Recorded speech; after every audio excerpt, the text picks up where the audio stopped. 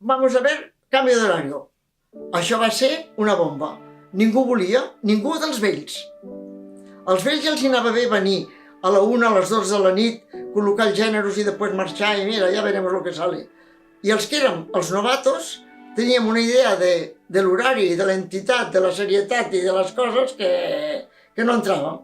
I al final vam poder encarrilar-ho, vam fer moltes ofertes, torno a dir que ens va ajudar molt Mercabarna, i vam tenir hasta huelgues.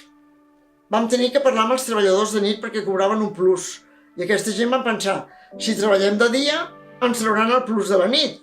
Vam tenir que dir-los, no, miri, tots els treballadors que tenen el plus de nit continuaran cobrant encara que treballem de dia.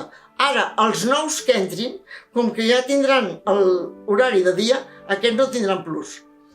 I això va ser una ajuda, però hi havia molts majoristes que això no volien acceptar. Volien encara continuar a fer la vista grossa i passar. I ens va costar molt de convèncer els majoristes. Ens van posar molt serios, vam tenir que anar parada per parada. Molta gent que no estava donada d'alta del gremi.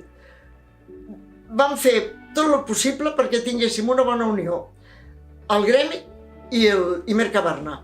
I així es va lograr moltes coses que avui es disfruten i a vegades no saben per què estan, però perquè va haver-hi un gremi que va luchar-hi molt perquè es fes.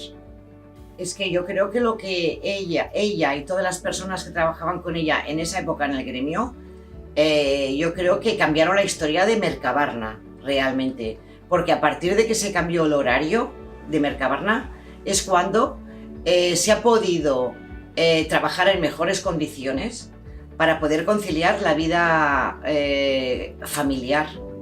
Que antes no se podía tener una vida familiar normal, entre comillas. Ahora no es que sea muy normal tampoco, pero se ayuda más. Ahora tenemos un horario normal de vida como cualquier persona.